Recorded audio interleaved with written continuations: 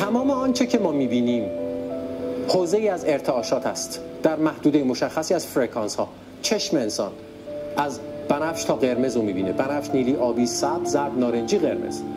یعنی از 380 نانومتر تا 720 نانومتر چشم انسان میبینه، ولی فرکانس های بالاتر و فرکانس های پایین تر رو ما نمیبینیم. وجود داره ها، ما نمیبینیم. و تمام آنچه ما میشنویم چیست؟ اون هم باز محدوده مشخصی از ارتعاشات و فرکانس هاست. گوش انسان از 16 هرتز تا 20 کیلو هرتز رو میشنوه. فرکانس های پایین 16 یا بالای 20 کیلو هرتز رو گوش ما نمیشنوه. پس هر آنچه میبینیم و هر آنچه میشنویم محدوده مشخصی از ارتعاشات است. آنچه لمس میکنیم هم همینه. شما محدوده مشخصی از ارتعاشات رو توی فرکانس مشخص تاچ میکنین، لمس میکنین، براتون فیزیکیه. محدوده های دیگر رو نمیتونین لمس کنین. آنچه برای شما واقعی است آن چیزی است که ابزارالات شما به شما اجازه میده که سنس کنید، حس کنید. همش محدوده مشخصی از ارتعاشات است.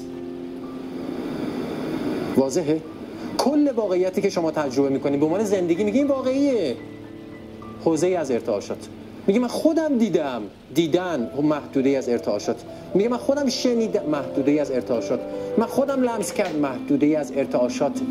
اون چیزی که ما بهش میگیم واقعی، اون چیزی که ما بهش میگیم آخه این واقعیه.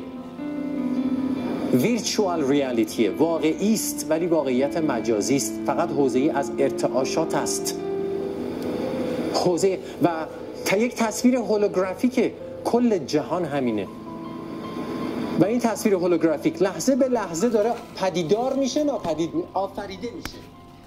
خلق مدامه، آفرینش مدامه، آفرینش لاینقطع کل هستی است از یک سطحی که پشت صحنه است.